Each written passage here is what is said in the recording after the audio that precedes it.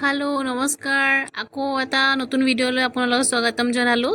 এইটো মই প্ৰথমবাৰ এবাৰ প্লামৰ ৱাইন বনাব গৈ আছোঁ। দেখিছেনে?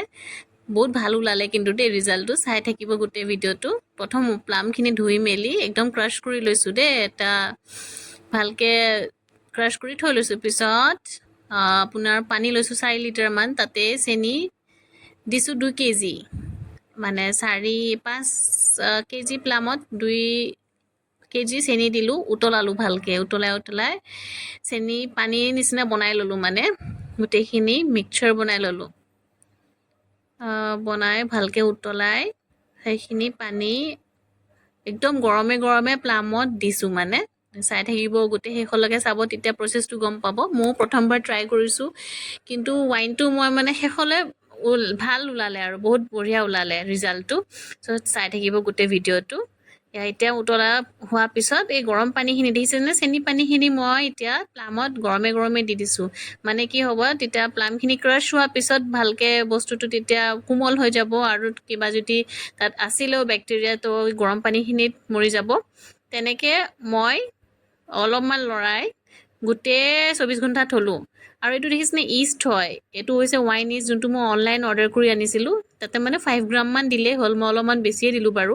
5 গ্ৰামমান পানীত মিহলাই ভালকৈ অলপ 15 মিনিটমান থৈ পেলাই, তাৰপিছত মানে অকণমান চেনি দি দিব লাগে, আৰু মানে ইষ্টটোৱে চেনি খাই থাকেতো, তো সেইটো বস্তু 15 মিনিটমান থৈ দেখিছেনে কেনেকৈ ফুলি আহিল ইষ্টটো। 15 মিনিটমান থোৱাৰ পিছত এই যে মই বনাইছিলোঁ প্লামৰ সেইখিনি তাতে দি দিলেই হ'ল। এইটো মানে মই 24 ঘণ্টাৰ পিছত দিছোঁ দেই, গৰমে গৰমে দিয়া নাই। ঠাণ্ডা হোৱাৰ পিছত চলিউশ্যনখিনি ঠাণ্ডা হোৱাৰ পিছতহে ইষ্টটো মিক্স কৰিব লাগে, নহ'লে ইষ্টটো গৰম টেম্পাৰেচাৰত মৰি যায়, মানে তেনেকুৱা।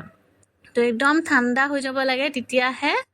আৰু মই ষ্টীলৰ বাচন লৈছোঁ, বেলেগ বাচন ল'ব নালাগে, কাৰণ এইটো মিক্সচাৰ হেৰি হয়, মানে টেঙা জাতীয় চাইট্ৰিক ফ্ৰুট হয়তো প্লামটো, তাৰমানে বেলেগ বাচনত হেৰি লাগি যাব যে, ষ্টীলৰ বাচনত বেছি ভাল হয়। আৰু এইটো দেখিছে, এইটো হ'ল 3 দিনৰ দিনা মই লৰাইছোঁ, মানে এইটো ফাৰ্মেণ্টেশ্যন প্ৰচেছটো আৰম্ভ হৈ গৈছে। আৰু মানে বাবলছ বেছি থাকিলে গম পাব যে ফাৰ্মেণ্টেশ্যন হৈ আছে, ইষ্টটোৱে মানে কাম কৰি আছে। আৰু এইটো এনেকৈ অকণমান ঢাকনটো অকণমান আঁতৰাই থৈ দিব লাগে, যাতে কাৰ্বন ডাই অক্সাইড যোনটো ভিতৰত বনিছে সেই গেছটো যাতে আঁতৰি যাওক। আৰু ভালকৈ ঢাকি থ'ব লাগে, ৰুমাল এখন দি ঢাকি থৈছোঁ, কাপোৰ এখন দি, যাতে মানে বাহিৰৰ বেক্টেৰিয়া বা তেনে মাখি মহ জাতীয় বস্তু সোমাব নোৱাৰে, নহ'লে গোটেই বেটছটোৱে বেয়া কৰি পেলাব।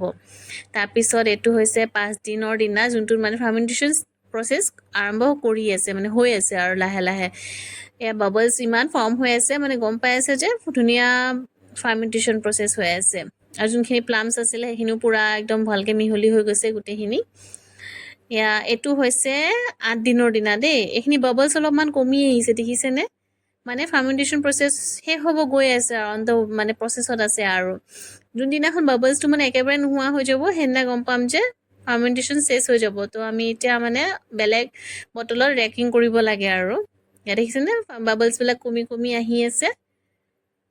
এতিয়া মানে এইটো হ'ল 12 দিনৰ দিনা। তো আমি কি কৰিলোঁ, 13 দিনৰ দিনা আমি ধুনীয়াকৈ সেইখিনি বস্তু উলিয়াই পেলাই চাকিব লৈছোঁ দেই, কাৰণ তাতে প্লামছ বহুত আছিলে ন, ৰেচিডিউবিলাক, সেইখিনি বেলেগ কৰি হেৰি কৰিব লাগিব, পেলাব লাগিব, সেই ৰেচিডিউবিলাক ওলাই গৈছে যে। তো আমি এতিয়া সেইখিনি বস্তু কি কৰিছোঁ, ধুনীয়াকৈ চাকি মেলি এনে গ্লাছ টাইট কণ্টেইনাৰত থ'ব লাগিব, বাকী পেলাই, যাতে আমি ষ্ট'ৰ কৰি 3-4 মাহলৈকে ৰাখি দিব পাৰোঁ। তেনেকৈ তেতিয়া মানে এয়াৰ টাইট কৰি, কিন্তু তাতে অকণ বতাহো সোমাব নোৱাৰিব, নহ'লে এইটো পূৰা বেয়া হৈ যাব। তো বেছি ভাল ফ্লেভাৰৰ কাৰণে এইটো 3-4 মাহ ৰাখিব লাগিব একদম ঠাণ্ডা জেগাত, তেতিয়াহে বেষ্ট ৱাইন ফৰ্ম হ'ব। মানে এতিয়া লগে লগে কনজিউম কৰিলে বাৰু অকণ টেষ্টটো থাকিব, তথাপিও